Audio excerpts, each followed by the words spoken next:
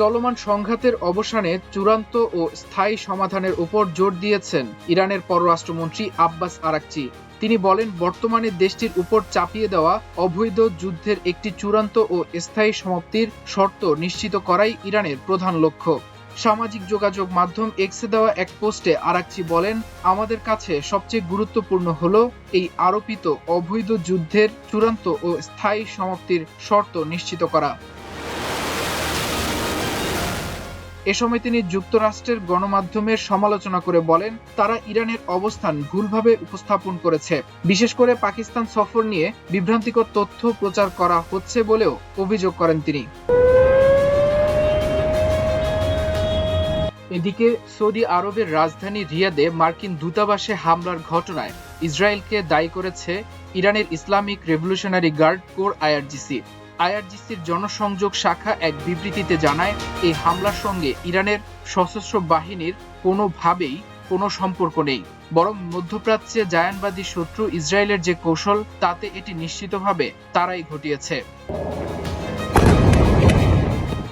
আইআরজিসির বিবৃতিতে আরও বলা হয়, ইরানের সশস্ত্র বাহিনী তাদের লক্ষ্যবস্তুর তালিকা আগে নির্ধারণ করে রেখেছে।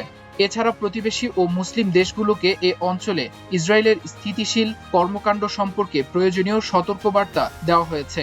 একই সঙ্গে মধ্যপ্রাচ্যের দেশগুলোকে যুক্তরাষ্ট্র ইসরায়েলের যৌথ ষড়যন্ত্রের বিরুদ্ধে সতর্ক থাকার আহ্বান জানানো হয়েছে। গত 28 ফেব্রুয়ারি ইরানের সর্বোচ্চ নেতা আয়াতুল্লাহ আলী খামিনি এবং বেশ কয়েকজন শীর্ষ সামরিক কর্মকর্তাকে হত্যার পর ইরান জুড়ে বড় ধরনের সামরিক অভিযান শুরু করে যুক্তরাষ্ট্র ও ইসরায়েল। হামলায় ইরানের সামরিক ও বেসামরিক এলাকায় ব্যাপক ক্ষয়ক্ষতি হয়েছে, হতাহত হয়েছে বহু মানুষ। জবাবে ইরানের সশস্ত্র বাহিনীও মধ্যপ্রাচ্য এবং আঞ্চলিক ঘাঁটিগুলোতে থাকা মার্কিন ও ইসরায়েলি অবস্থান লক্ষ্য করে দফায় দফায় হামলা চালিয়েছে। এদিকে যুক্তরাষ্ট্রের 48 ঘণ্টা যুদ্ধবিরতি প্রস্তাব প্রত্যাখ্যান করেছে ইরান। ইরানের আধা সামরিক সংস্থা ফার্স্ট নিউজ গতকাল শুক্রবার এক নির্ভরযোগ্য সূত্রের বরাত দিয়ে জানিয়েছে, ইরান যুক্তরাষ্ট্রের দেওয়া 48 ঘণ্টার একটি যুদ্ধবিরতি প্রস্তাব প্রত্যাখ্যান করেছে। নাম প্রকাশ না করা সূত্রটি জানায়, গত বুধবার একটি বন্ধু দেশের মাধ্যমে এ প্রস্তাব পাঠানো হয়েছিল। তবে এই প্রস্তাব বা এর সত্যতা নিয়ে যুক্তরাষ্ট্রের পক্ষ থেকে তাৎক্ষণিক কোনো মন্তব্য বা নিশ্চিত করার তথ্য পাওয়া যায়নি। ফার্স্ট নিউজের প্রতিবেদন অনুযায়ী, মধ্যপ্রাচ্যে মার্কিন বাহিনী যখন ক্রমাগত উত্তেজনা ও চ্যালেঞ্জের মুখে পড়েছে, তখনই এ প্রস্তাব সামনে আসে। বিশেষ করে কুয়েতের বুবিয়ান দ্বীপে একটি মার্কিন সামরিক গুদামে হামলার পর যুদ্ধ বন্ধে যুক্তরাষ্ট্রের কূটনৈতিক তৎপরতা আরও জোরালো হয়েছে। ইরান এ প্রস্তাবের কোনো লিখিত জবাব দেয়নি, বরং হামলার তীব্রতা বাড়িয়ে মাঠেই এর পাল্টা জবাব দিয়েছে।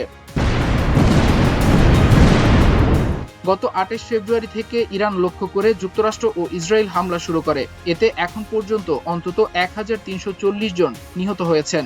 জবাবে ইরান ও ইসরায়েল সহ জর্ডান, ইরাক এবং মার্কিন সামরিক ঘাঁটি রয়েছে এমন উপসাগরীয় দেশগুলোতে ড্রোন ও ক্ষেপণাস্ত্র হামলা চালাচ্ছে।